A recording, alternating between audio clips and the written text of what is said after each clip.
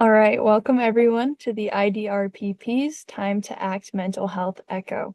My name is Tori Coons, and I am project support for Project Echo. I have the privilege to introduce our housekeeping slides before we hear from our amazing presenter, Sondra Stegenga, today. Sorry if I pronounced that weirdly. So yeah, we'll get through this quickly and then get right on. All right, so we record our echo sessions, as I'm sure you just heard, for educational and quality improvement purposes. By participating in this session, you are consenting to being recorded. And if you do not wish to be recorded, you're welcome to hop off. However, we'd love to have you stay with us and learn. So please stick around. So Echo is an interactive community. To help support that, we ask our participants to be engaged in asking questions after our didactic speaker, or Sondra, today, and then to provide feedback or ideas during our case presentation or discussion. As our discussions often surround our experiences with kids and families, we ask that you protect these individuals' privacy. To avoid doing that, we avoid using identifying information, such as their name, as well as the names of their family members, friends, or coworkers. If you have any questions as to what would be considered identifying information, please reach out to a hub member. All of our hub members have an asterisk before their names or will shortly. So during each of our echo sessions, we have a subject matter expert or didactic speaker, a case presentation or discussion, and professional networking. So I've already briefly mentioned our presenter today. We're going to have a case discussion following that. And then by putting our information out there in the chat, or by telling others where we work, who we are, maybe where we're from, that helps with our professional networking. So a lot of good things coming today, guys. So for this session, we ask that you rename your profile to your first and last name, state, job title, and organization. To rename your profile, you can click on the participants icon on the bottom menu of the Zoom window, click the three dots by your name, and then click rename. And there'll be a dialog box that shows up that you can change your name in. Again, this is just another thing to help with networking, so we appreciate your help in this. Today, if questions come up during the presentation, we ask that you either put them in the chat or raise your hand, and we will get that taken care of. We'll pause and kind of have that little discussion for a minute. But to raise your hand, you can hover your mouse on the Zoom window to locate the menu at the bottom, select the reactions window, and then they're in the raise hand option at the bottom. So in our echo sessions, we ask our participants to respect the presenter by using the chat or raise hand features to ask questions or contribute. Keep questions brief and on topic, and introduce yourself and your organization before asking a question. Again, with the networking, we love networking. It's such a big part of all of our professions and communities. So again, we ask that you kind of help us facilitate that. And lastly, if you're brave enough, we ask that you turn on your camera during sessions, as it helps with connection and building community and making networking more meaningful. It's really easy on Zoom to turn our cameras off and to not really talk a whole lot, but the more that we can get on and have a face to the name, it makes it a lot easier to network and to create these meaningful relationships. We appreciate all of you who are willing to join with us.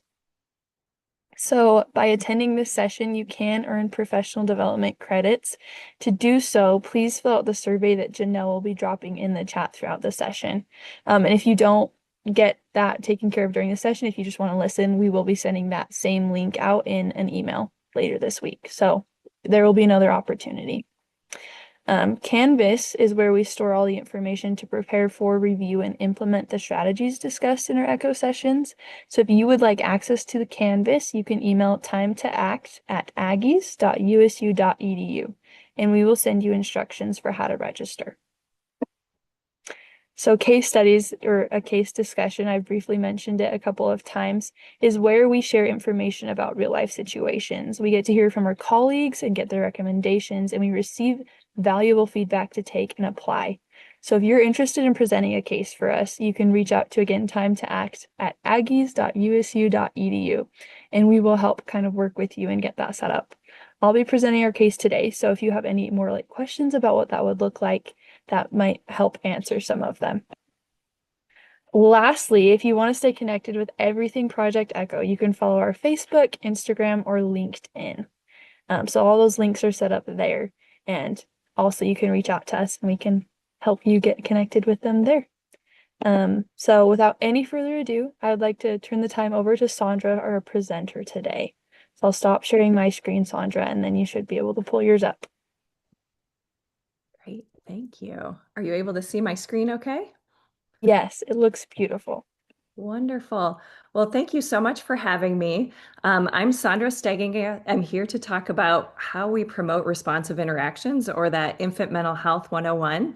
I'm currently the Director of Research and Innovation for the Oregon Infant Mental Health Association, but I'm a longtime provider and administrator, including spending time in Utah as a faculty member at the University of Utah. Before that, I was an early interventionist as an occupational therapist in the field for many years, as well as an administrator of those programs. So I just want to give huge accolades to all of you for the very, very important work that you do and taking time out of your day today to spend with me. So huge welcome. Again, I want to emphasize what Tori was talking about. This really should be a time to connect, as well as don't hesitate to ask questions as I go through this information, because it really is so relevant to the daily work that we all do. Before I get too far, I always love to find out who you are, where you're located, your role. I saw some of that already coming through in the chat, but especially I'd love to hear what brought you here today. If you'd be willing to share in the chat, what was your special interest? Have you been thinking about infant early childhood mental health? Maybe just curious about it. Maybe you've heard about the endorsement that's out there. So I just always love to hear what really your curiosities are and what brought you here today, so that as I go through the materials, I can really think about the examples that I provide. So I'll just take a pause here a minute and take a look. Great. Seeing quite a broad range of folks from many different areas.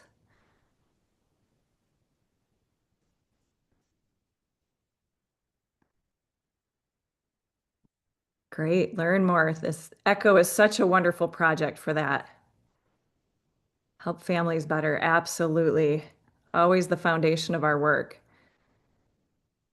Well, feel free to keep plunking things in the chat. I'll try to keep an eye on it as I keep moving through. So today, what I hope to get through is really what is infant mental health and why does it matter? Some possible signs when there might be difficulties, what a little bit of the current research is, and links to educational and life outcomes. And then ultimately, what can you do? What can you immediately start to implement as you head out into the field?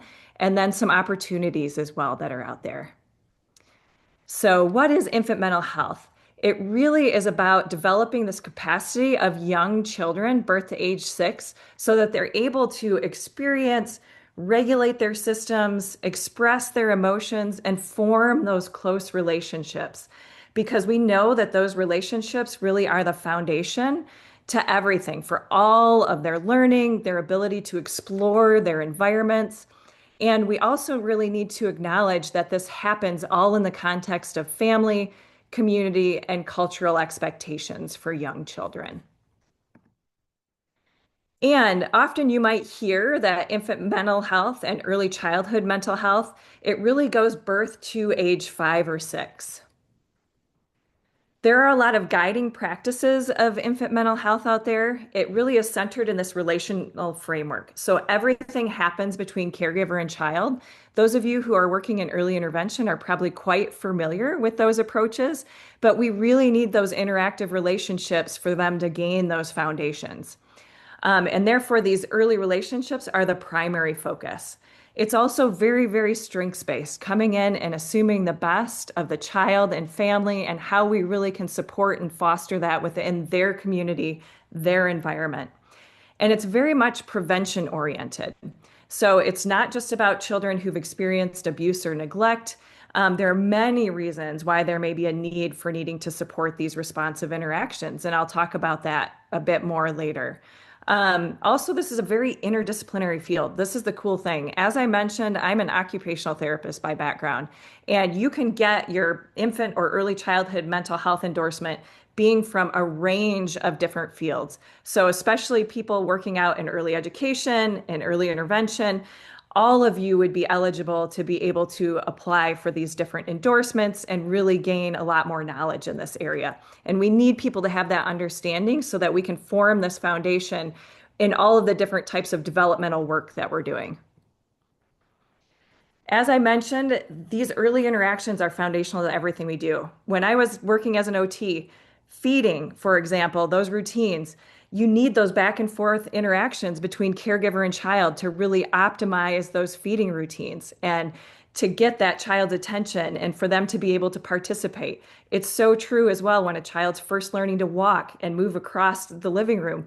They need that motivation from those relationships and those safe caregivers around them. And I could go on with a lot of examples, but really we need that for them to be able to participate in the most important developmental work. Also, always keeping in mind that trauma is intergenerational. Often, when we see this, the parents themselves, the grandparents, the community may have also experienced trauma. And then prematurity and medical trauma are a big piece that we see too.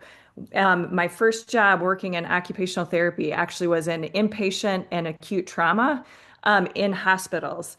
And what I often saw were these young ones, when they have all of that medical gear on and equipment, they're not able to do those important holding and bonding interactions like you would get when a child's just able to come home right away.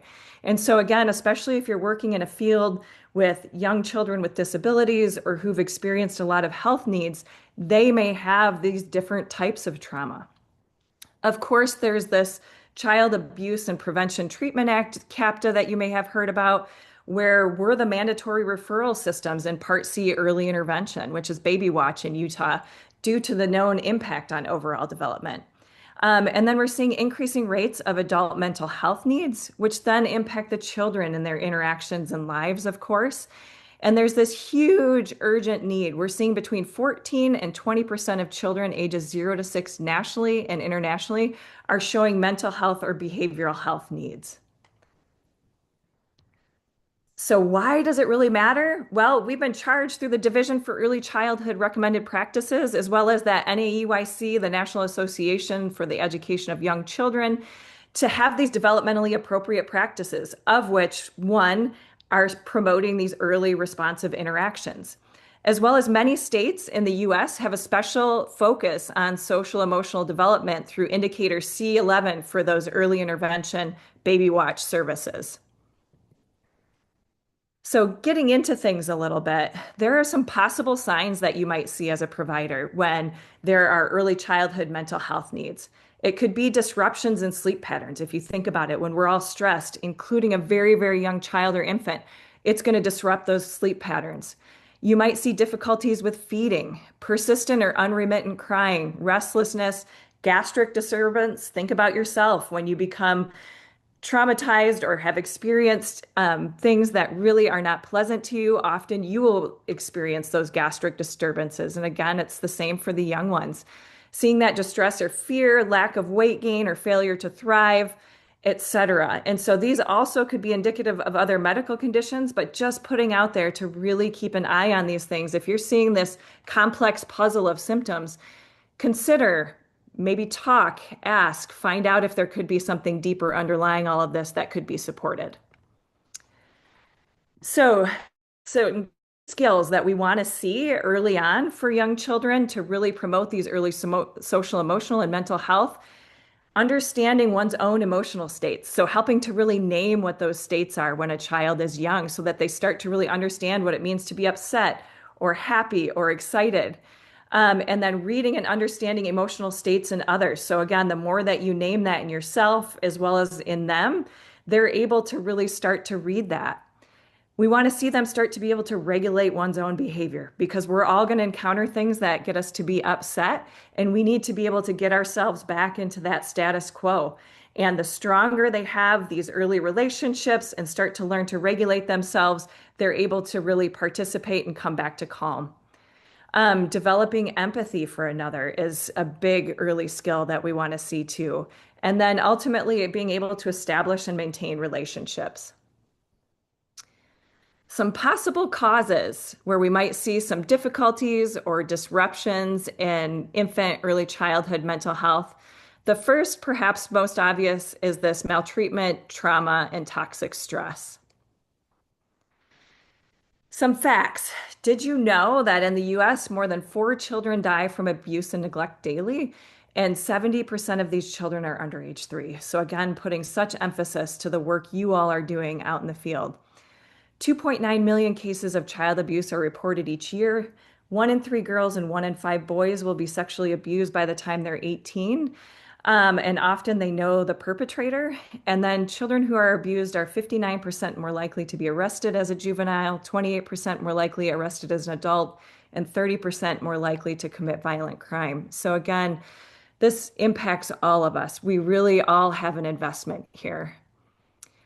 Also, children with disabilities are more likely to experience that abuse and neglect. So, again, if we're working in populations where we're supporting children and families who have disabilities, we want to keep this at the forefront of our mind. And then also, children who experience abuse and neglect are screened for and referred to Part C as part of our mandatory referrals because we know it has that impact on early development.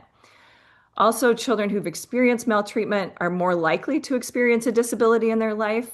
And they demonstrate poorer lifetime health outcomes as well when we think about that in terms of mortality, heart conditions. There's a range of different things that we see. And because of all of this, the Division for Early Childhood put out a position statement on child maltreatment in 2016 already. So I want to define these a little bit more. So the CAPTA definition of abuse really is a recent act or failure to act on the part of the parent or caregiver. And emotional abuse really is more related to that psychological capacity, emotional stability. And then the maltreatment includes all forms of physical and emotional ill treatment. And you may hear a range of these terms when you're out working. There also could be medical neglect, where a family may withhold life-sustaining treatment or nutrition. That neglect, where they may not receive what they need. The physical abuse, I think, and sexual abuse, I think we're all quite familiar with. But again, there's a lot of different ways that children and even families and caregivers can experience maltreatment, trauma, and toxic stress. We also have complex trauma where there may be a range of these things. And then we may see post-traumatic stress disorder actually in very young children as well as their caregivers. And remembering that this isn't just combat, but it can be due to crime, natural disasters. We're seeing a lot more flooding, large storms, wildfires, things like that that are affecting communities and families, and they suddenly find themselves unhoused. And so again, watching for those signs, we may think families are safe in the immediacy, but when they've gone through a traumatic event like that, and I even think of all the recent wildfires in Utah even, and families that have been impacted by it. So again, keeping an eye out for these types of signs and thinking of how we can support both child and caregiver. So stress, believe it or not, we can have both positive, tolerable, toxic types of stress. All of us are going to encounter things that aren't necessarily things that we want to, that are going to cause us to have some stress. But if they're brief and mild to moderate in magnitude, it actually allows these opportunities for the caregiver to help the child really cope with that stressor and ultimately be able to grow and allow the child to practice adaptive responses when they're there to help love them, care for them, support them through that. It helps the young child learn to deal with frustration.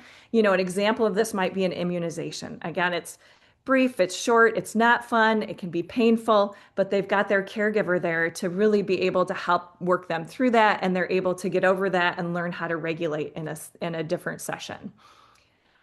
Tolerable could be where they have exposure and it presents at a greater magnitude, but they're able to tolerate it, get through it.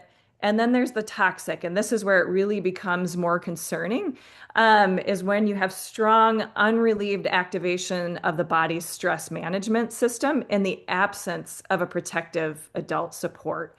This toxic stress is where we start to really see brain changes in a child and where they start to develop possibly maladaptive strategies to get through. So with that, I'm going to head into just a short little video here. Hopefully The sound, for some reason, has been having like a slight delay, but hopefully you'll hear it here after just a few seconds.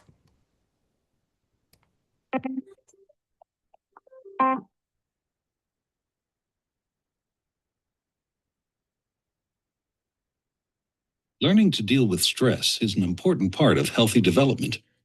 When experiencing stress, the stress response system is activated. The body and brain go on alert. There's an adrenaline rush, increased heart rate, and an increase in stress hormone levels. When the stress is relieved after a short time, or a young child receives support from caring adults, the stress response winds down and the body quickly returns to normal. In severe situations, such as ongoing abuse and neglect, where there is no caring adult to act as a buffer against the stress response stays activated.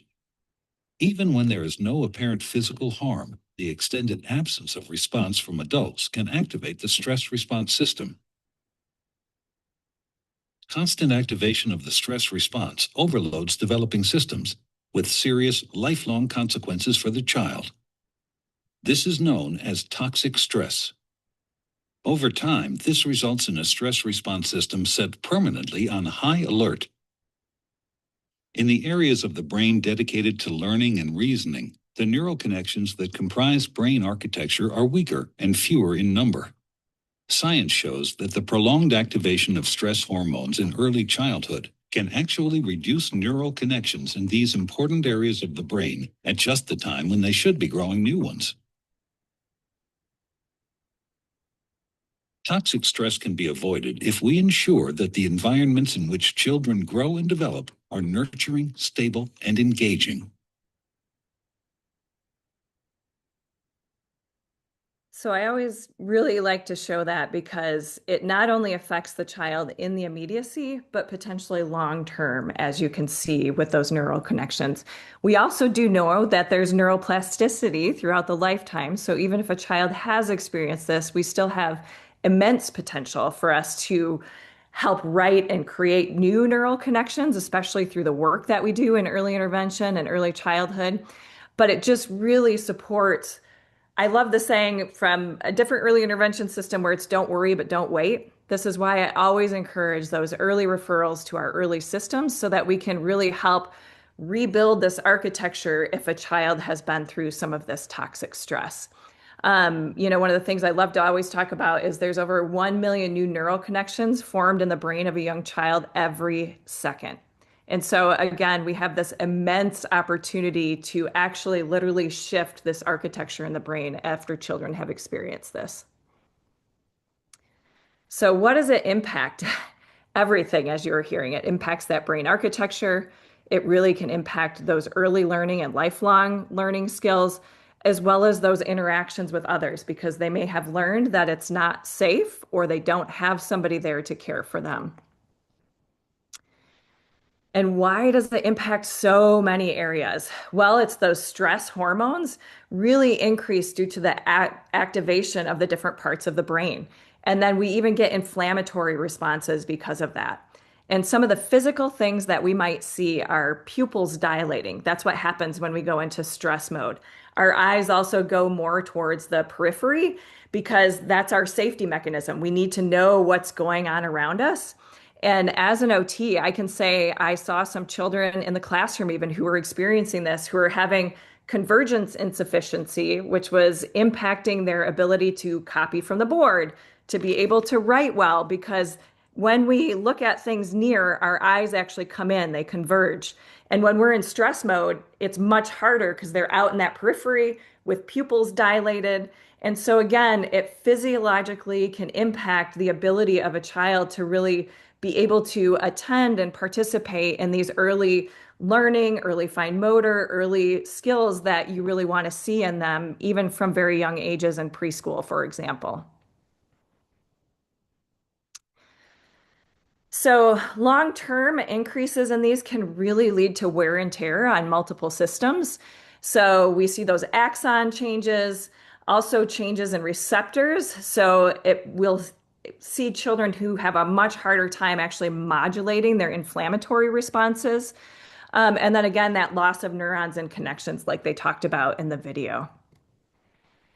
And then why does it impact learning? Like I was talking about, it puts us into this fight or flight mode where it may look like this child does not have good attention. They can't sit, they can't attune, when really it's because they're in that fight or flight mode where they're having to attend to everything that's around them. Their system is in that heightened mode. When you think about it, when you've been scared, when you're off kilter like that, how hard it is to be able to even attune to a conversation. So, attention, participation, and then even memory, because cortisol will wear away at those memory centers. And so, we really need to make sure that we can help provide a secure, safe environment if we're working in the homes and early intervention, helping the caregiver and child to develop that stable, safe environment so that they can come out of that stress mode. If we're in schools and classrooms, we really need to make sure, again, that we have this routine, safety all established for the child. So, again, they have this place where they can be out of this toxic stress mode and truly able to learn, participate, and grow relationships. So, I just want to pause here and have you think about your own self. Have you ever tried to learn or pay attention when you were worried, stressed, concerned about your safety, hungry? How did it go trying to pay attention? Were you able to take in what you were hearing? Not me.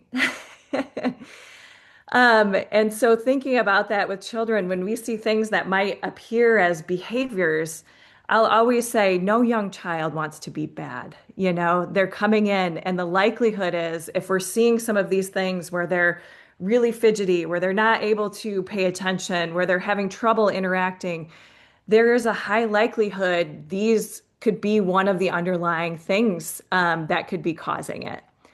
I'm going to see, I think I see some stuff popping up in the chat. Yeah, extremely hard to focus. Thank you for that. Exactly. And so, again, trying to bring it back anytime that you see these behaviors, what could be that root cause? What could be going on with the child or family? Some other possible causes, as I mentioned, medical trauma. This is one sometimes we don't think about as often because we're celebrating that the child has maybe made it through a lot of different surgeries or through these medical procedures and they're home. And that is huge. And we want to celebrate that. But at the same time, the child and family have been through so much, have missed out on opportunities to have some of those more traditional back and forth early relationships. You know, you think about even the NICU where they're hooked up to lots of different tubes, possibly ventilators, things like that. And they haven't had that typical bonding time. And a lot of hospitals are getting better at kangaroo care and things like that.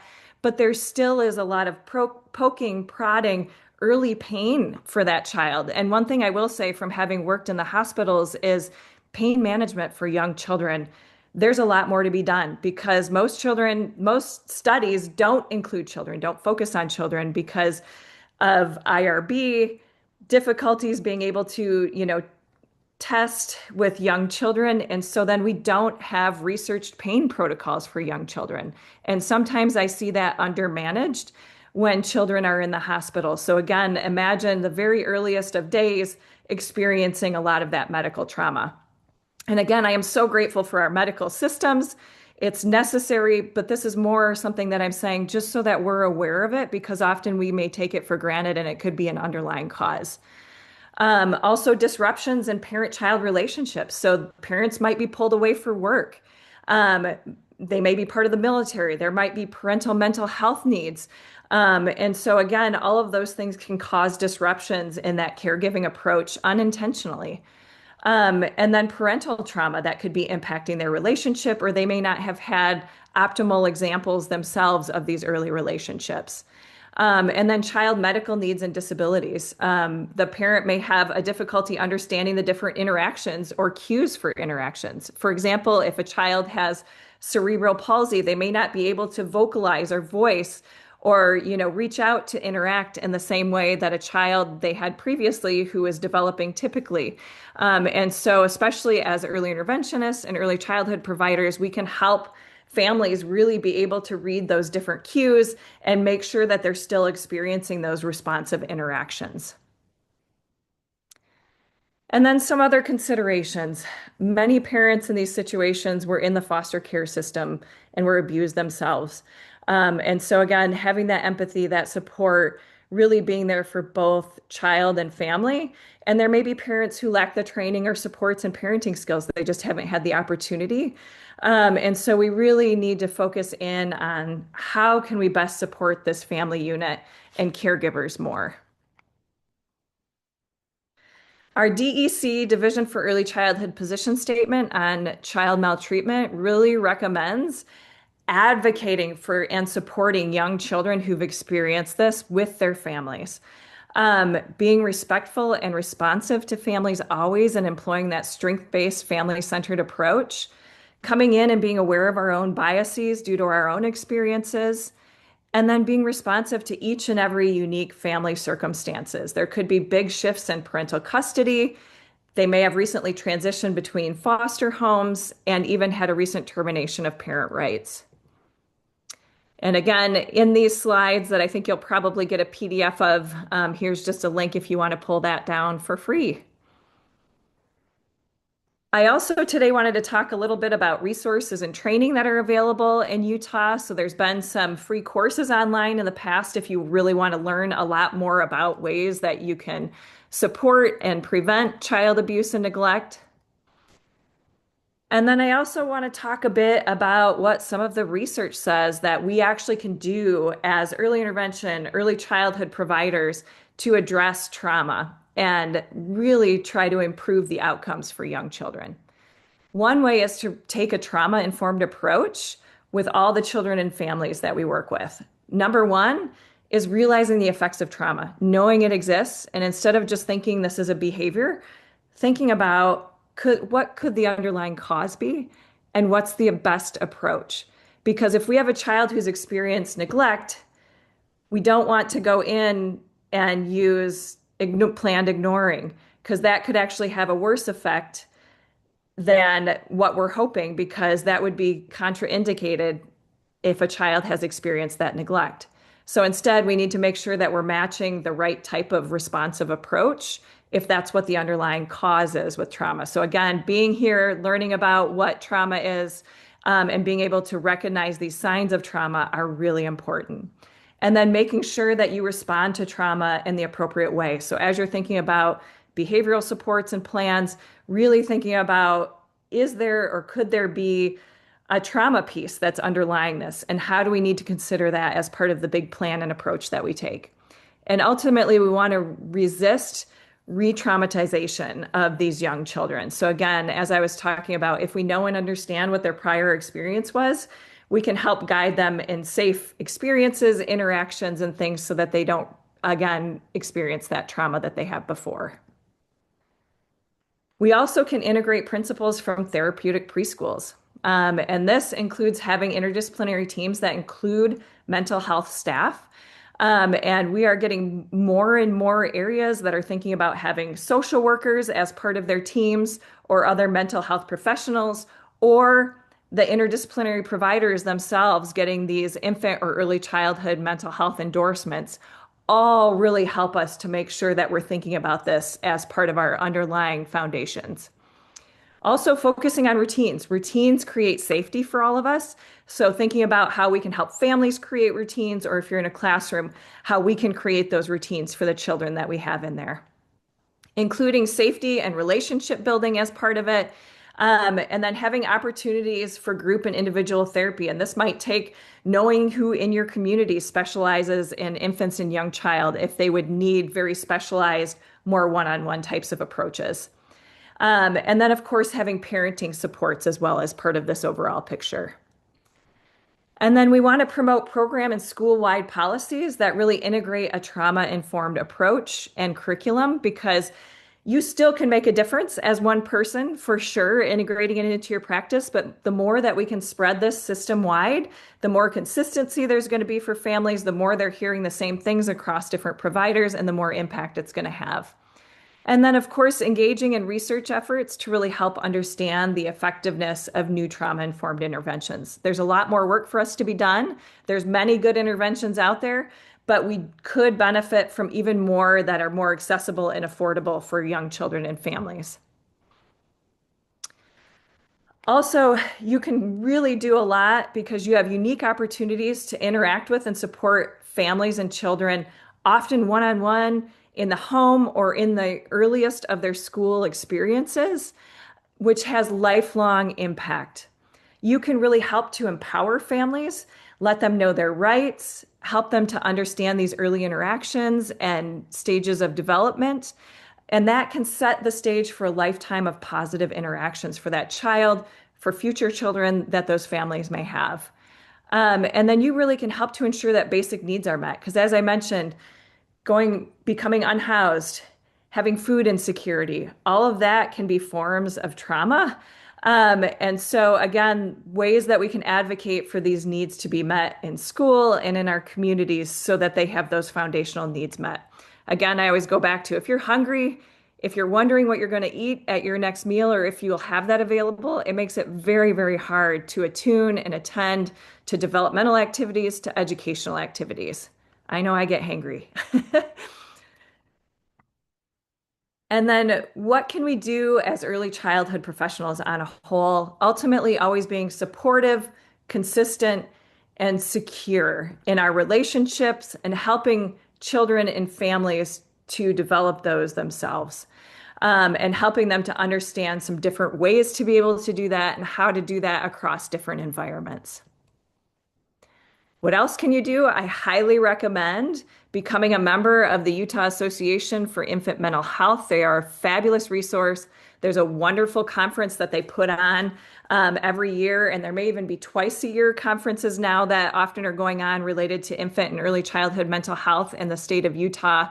It's very affordable to get your endorsement in infant or early childhood mental health. And there's a range of different options that you can choose to take as part of your endorsement. You do actually get little credentials behind your name once you get that endorsement in infant early childhood mental health. And the way that Utah has gone about their endorsement, it actually could transfer to other states because they've taken on kind of a platform that many states throughout the nation have used for becoming endorsed. So anyway, it's really a neat thing. And I'm seeing a lot more states actually scale up services related to infant and early childhood mental health. So it may even open doors for future career opportunities for all of you. So anyway, I could go on and on about endorsement, but I highly encourage you to check it all out. And they even have endorsement coordinators if you're curious about it and you want to be thinking about, is this something I want to do? How would I fit into here? Which route do I want to take? They would be able to talk all of that through with you. They're wonderful.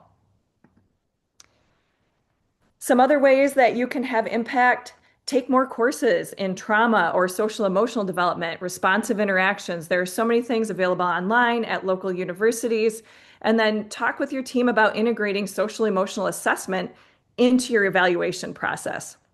Unfortunately, we don't have time today to go into all of that, but there actually are a lot of wonderful screeners and assessments that you can use to really start to identify if there might be concerns. For example, you've probably heard about the Ages and Stages questionnaire, social emotional. I know many areas integrate that screener into what they're doing, and that can help to start to think about, do we need to make a referral? Do we need to delve deeper into these possible topics? All right, I'm seeing a few chat things pop up, so I'm going to see if I could actually access the chat. Is there anything, Tori, I'm not able to see it right now, that is pressing? Um, no, you are all good. They're just sending out links for the Utah Association for Infant Mental Health. Cool. Thank you all, whoever is sending that. I really appreciate it. So I'm going to go ahead and play Sondra, it. I'm going to interrupt you before you continue to go, just because you talked about ongoing training. So this entire ECHO network is all this whole year is a focus on maternal and infant mental health. So please continue to join our ECHO series. I love it. Yeah, and I can't recommend this Echo series highly enough and the high quality speakers that they have in. So thank you for popping in for that, Janelle. I think I'm a little out of the loop with just having moved out of the state, so I appreciate that. Um, So I think I have time. I'm going to play this video because I always find this very impactful of like, how do we actually start to do this? How do we promote these back and forth interactions? And quite a few years ago, I was able to be part of this serve and return through filming interactions to nurture development, which was a program through Center on the Developing Child at Harvard University. And it's a really neat, concrete way to help families see and understand and start to name and interact and create these back and forth interactions. So I'm going to go ahead and play this.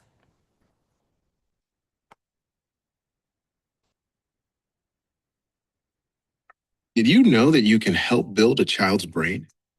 Those are bananas. Everyday interactions can have a big impact on developing brains throughout childhood, starting even before babies can talk. Scientists call this serve and return, like a game of tennis or ping pong. A child serves by showing an interest in something, and the adult responds in a supportive way. Finding moments throughout the day to do it is easy and fun, and you'll be building strong brains. You can use 5 steps to practice serve and return with any child. Step 1, share the focus. When a child is interested or curious, you can see it. What's this? It's a stroller. Watch this child look at something in a book. Right there. Pointing shows interest. How? So does making a sound, like this child. And mom is paying close attention. See baby moving those little arms and legs and focusing on the ball? That's a serve. The key is paying attention to what the child is noticing. Oh, you like those guys too? Look at grandpa sharing the focus. By noticing serves, you will help build curiosity and you'll strengthen your relationship. Step 2, support and encourage.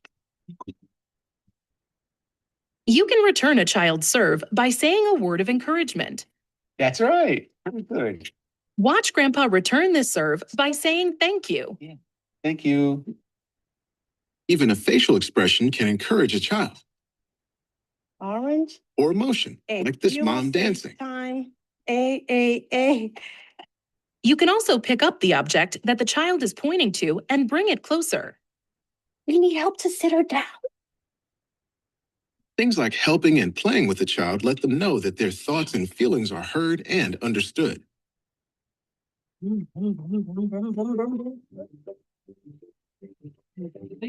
Step 3, name it.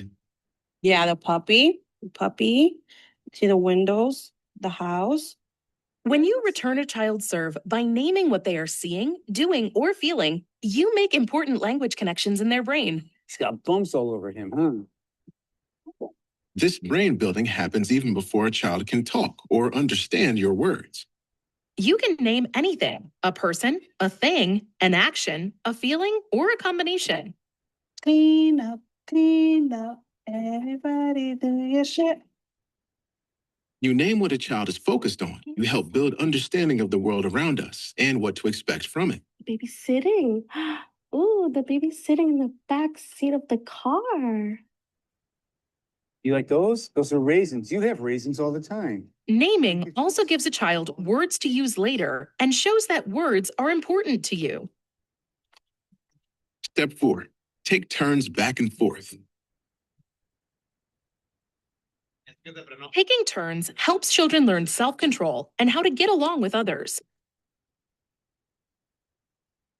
Waiting is crucial. When you return a serve, give the child a chance to respond. How are you? I'm good. How are you? Note that the caregiver waits here for the next serve. See this toddler navigating a new adventure? Grandpa is waiting patiently, returning serves by asking questions and then waiting to see what happens next. Yeah. You want to cover it? Yeah. Are you cold? Yeah. Put this over your lap like this, okay? Yeah. Do you like that? Yeah. Oh. By waiting, you give the child time to develop ideas and build confidence and independence.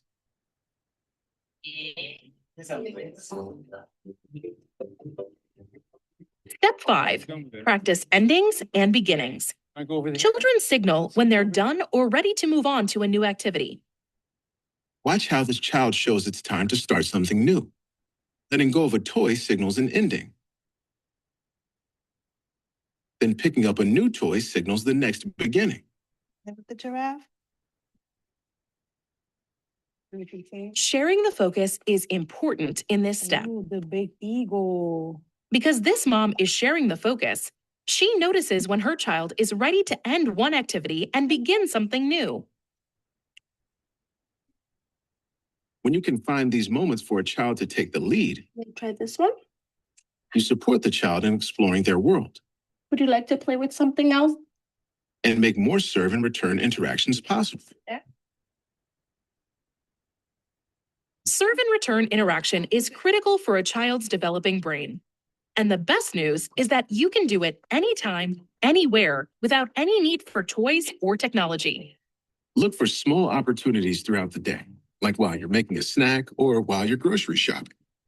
What matters most is that you're doing each of these 5 steps. Notice the serve and share the child's focus of attention. Return the serve by supporting and encouraging. Name it, take turns going back and forth, and practice endings and beginnings. Serve it. So I always like to play that video just because I think it's one of those things that we all think we're doing. But actually, after having the opportunity to observe a lot of different relationships, interactions, often this gets missed. And I find, especially with technology, we might see a young child pulling on a caregiver trying to get attention, or I see a lot of the time where the child's serve might be missed, where they're reaching out, they're trying to point to something, they're grabbing something, trying to get the attention of someone else. Responding to those serves, those initiations that that child takes is huge, such a huge first step. And if you're on a team, if you're in a classroom, as they mentioned, this is one of the most affordable, cheap ways to really promote these early interactions. And helping parents and caregivers to see this as well is so, so important. I encourage you to think about your own self, whether it's interactions with young children, whether it's with your family, whether it's with somebody at the store. How many serves have you missed because you were distracted, because you were maybe on your phone, because you were thinking about work or something else? Trying to be really present and keeping a true eye out for those bids for attention, for those serves is absolutely critical. And it is amazing what a difference this has on getting children to have those back and forth interactions. As you can see, it's a foundation for early language as well in all of this. But again, this is such an easy and fun way. And then pointing out when you see parents do that, if you're in a home visit, if you see that they noticed a serve and interacted with it, say, positively reinforce that. Because again, this is something sometimes we take for granted if we're already doing it, or we may be thinking we're doing it and we're not. So again, highly encourage checking out these videos. It can be an easy thing to share with your team, and then think about ways that you can really start to intentionally integrate this into your practice. So some considerations. Are you really watching for and responding to all those serves? Do we have safe environments where a child is more apt to initiate some of those interactions? When we think about behaviors, what really is underlying it? And really be cautious about that trauma piece as we're thinking about behavior plans and making sure that we are creating plans that are appropriate and most supportive for young children who've experienced trauma. Really thinking about special consideration for children with disabilities and extensive support needs, and helping caregivers to identify those bids for attention, those serves, and responding to them, because they will have their own unique ways of reaching out interaction for new interactions. And then always consider culturally responsive practices, because every family is going to be different, every community is different, and we want to make sure it's meaningful. We're going to have a whole lot more interaction if it's meaningful. Think about your own life. The more it makes sense to our own environment, the more we're going to actually do it. We also need to make sure that we have system support. So as children transition across different environments, making sure that these practices follow them.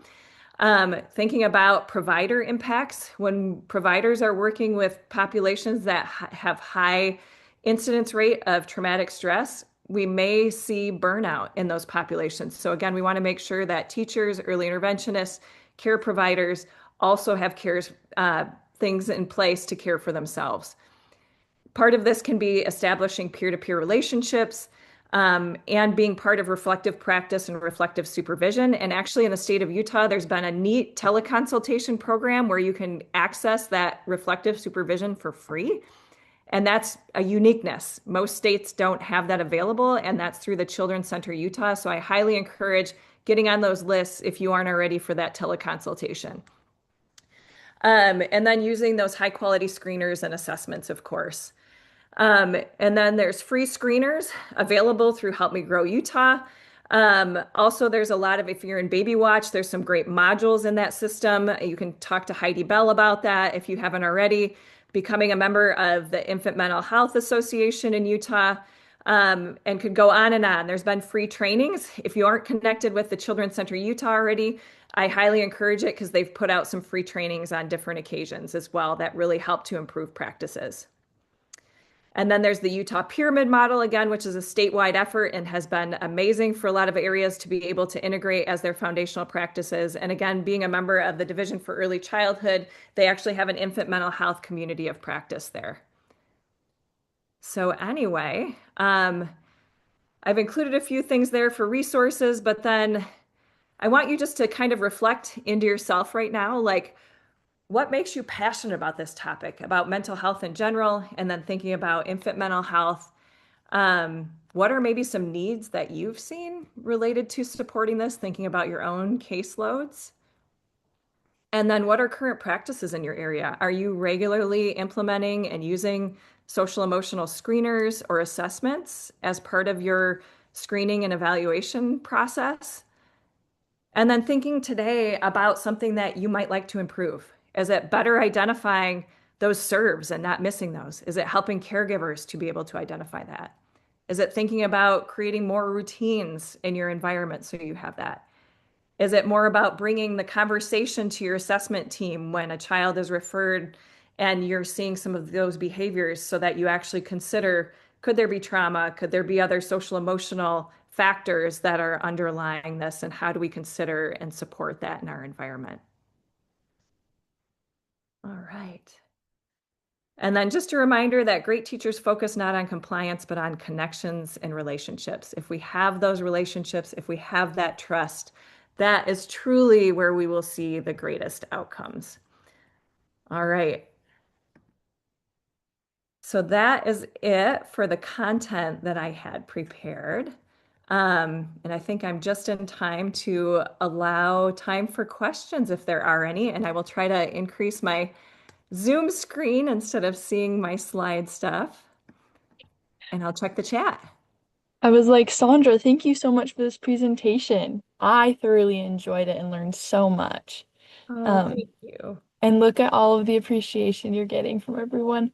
Um, just like as Sondra just said, everybody, we do have some time for questions. So I'm going to give you a couple minutes to like come off of mute, raise your hand, or put it in the chat, and we will get those answered. Typically, everyone kind of needs a second to think about things that they've learned and kind of processed and formulate those questions. So I can start. At the kind of beginning of your presentation, Sondra, you talked about kind of different signs that you might see in an infant or a young child that could signal that they're having something going on with their mental health. They might have experienced some trauma. They might be like really suffering and not getting the interaction that they need for a moment, whatever it may be.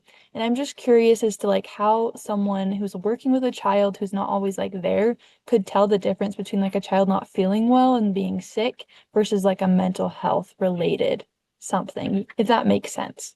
It does. Great question. Because those symptoms that you might see could be due to a myriad of different things. And that truly is where having established relationships over time with those caregivers will really allow you to help tease that out. And that's where in early intervention, often the primary service provider approach is recommended so that you have a consistent person going in, building that relationship with the family. so that they then would really be able to identify, help attune to if there really is something else going on that could be better supported. Because it does take that relationship over time to be able to tease that out and to have a safe environment where the parents may feel safe sharing experiences they've had. Because I think, there's not many of us that feel comfortable on first interaction necessarily sharing that. The other piece would be using good high quality screeners like that ASQSE, as well as different types of assessments that are out there, and making sure that you have somebody on your interdisciplinary team who has added expertise in this, who can help bring that lens when you're coming together and problem solving and teaming. And as a prior early interventionist myself, like I said, we had weekly team meetings where we would come together and problem solve around different cases to make sure that all of the interdisciplinary expertise was being brought to that. And as part of that, we wanted to make sure that we had at least one person, if not a lot more, who had some foundational knowledge in that mental health piece to make sure that that was part of the consideration. So excellent question. I'm really glad that you asked that, Tori. No, thank you for that answer. I really appreciated that because I didn't think about a lot of those different avenues. I did see something come up in the chat that I want to double check to see if it was a question that needs to be answered. Okay, perfect. Thanks, Doug. Yes, we will share the PowerPoint. Janelle just sent it to you. I'll also include it in an email later this week. So we'll make sure you have access. And if for some reason the link doesn't work or you need it sent again, just let us know and we'll do it. Great. And one thing I want to mention, just from looking around the room, I see a lot of names who I also know have a ton of great expertise in this area. So I'm so glad that you all are together as a community. So lean on each other with this topic. Also, don't hesitate to reach out to me if you have any questions. Tori, Janelle, feel free to share my contact information. Obviously, I'm passionate about this topic. I love talking about it. And the more we can get these practices into our communities, the better. So I'm just grateful to have been able to spend this time with you all today. Thank you so much. So, Sondra, before you jump off, this is Janelle here at USU, the IDRPP. Anyways, I just wondered if you could share a little bit about, you mentioned that you're an occupational therapist. How did you utilize identifying social emotional with some of the kids that you saw, and how did that improve your practice? Great question. So actually with the occupational therapist, one of our core areas that we're taught in school is actually about mental health. It is one of the reasons why I chose this profession, because it's one of the foundations that we have. And so automatically when I was going in, that was a piece that I was bringing to the table. But in terms of concrete things that I did as an occupational therapist is I made sure I was trained in that ages and stages questionnaire, social emotional. I also gained training in other types of assessments. There's many things. There's the DECA, there's the Piccolo, there's a lot of different great early social emotional assessments that can be used. So again, advocating for those, making sure that those are part of our team approach. And then I heavily integrated like that serve and return, which is so easy to be able to do during every session. And this is where if I could have my way, every provider on the team, every teacher would be using those strategies to make sure that we're identifying those serves and returns. So again, early assessment and identification to be able to make referrals to the right folks. If I didn't have the level of expertise that was needed, maybe some families even needed more of that intensive, mental health intervention. And if not, again, the more ways that we as a team and I myself as a provider could integrate that into the visits that I had, the better. So great question, Janelle. I am not seeing any more questions pop up in the chat. I realize you have to hop off, Sondra, so I don't want to keep you over that time. So thank you again so much for this presentation and just sharing your expertise and your knowledge with us. I know we all greatly appreciated it. Great. Thank you all so much. Have a wonderful day. All right, everybody. As it is nearing our time for our case presentation, I'm going to pull up my slides because I'm presenting for us today on that. Let me make sure I have everything set up before I start that. I always get it confused and share the wrong screen. Are you guys seeing the correct screen, Janelle? Perfect. So for anybody who's new or maybe hasn't joined us before, we typically transition around 1 o'clock to a case presentation or community discussion. Our hope is to kind of get that place where we can bring up concerns and we can ask questions and we can get other people's feedback, kind of like Sondra just talked about. Sorry for some background noise. I realize there's some other people talking, so I hope that does not become a distraction. So I will be sharing our case presentation today, but we love it to have our participants share. So if any of you come into contact with a case or have a question that you would like to kind of cover in this section of our echoes, please, please, please reach out. We love to have you guys present for us, and it's very low key, very simple. We have templates and everything. So I'll kind of demonstrate that, and if anyone wants to reach out later on, that would be perfect. So for our case presentation today, I'm gonna see if I can get it to switch. We're gonna start off with some background. So Sophia, this is a de-identified name, by the way, is an 8-month-old infant who was referred to early intervention after her pediatrician noted concerns regarding limited social engagement and communication development during a well-child visit. Sophia, give me 2 seconds. I'm gonna see if I hate looking away from everything. Okay, there we go. So Sophia lives with her mother, Emily, who's 26, who is her primary caregiver. Emily reports that Sophia was born full term without any medical complications. The developmental milestones have been generally met with like the expected ranges, though Sophia demonstrates fewer social interactions than expected for her age. So additional background. During home visits, the early intervention provider observed that Sophia makes occasional eye contact but rarely initiates interaction. She smiles infrequently and vocalizes less often than expected.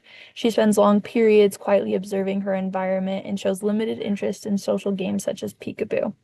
This provider also noticed that Emily appears tired and emotionally withdrawn during visits. When Sophia vocalizes or reaches toward her, Emily's responses are often delayed or minimal. So when asked how she's doing, Emily often states like, I'm just exhausted, babies are hard, I'm fine, just tired. Additional background would be Emily reports having little support nearby. The baby's father is not involved in caregiving, and Emily recently moved to the community for work. She denies any major mental health concerns, but shares that she struggles with sleep, feels overwhelmed most days, and rarely makes time for herself. No concerns regarding safety have been seen or abuse or neglect. So mainly just that kind of interaction. So our primary areas of concern with this case are Sophia's developmental and social emotional functioning, so like the limited smiling and social engagement, reduced vocalizing and reciprocal interaction. Emily and Sophia's relationship is also kind of a concern. There's the limited back and forth interactions and missed opportunities for responsive caregiving and serve and return interactions. We're also concerned about caregiver well-being, so persistent fatigue and emotional withdrawal, reports of feeling overwhelmed and isolated, and then limited social supports. So there's possible maternal mental health concerns that have not been formally assessed. So our goals and barriers are to promote secure and healthy parent-child relationships, enhance Sophia's social, emotional, and communication development, improve caregiver confidence and self-efficacy, and then support the family's resilience and reduce isolation. Some of those barriers are going to be the fatigue and emotional exhaustion experienced by Emily, the possible symptoms of postpartum depression or anxiety, lack of nearby family support, and financial and employment stressors. So our community discussion today is going to surround these questions.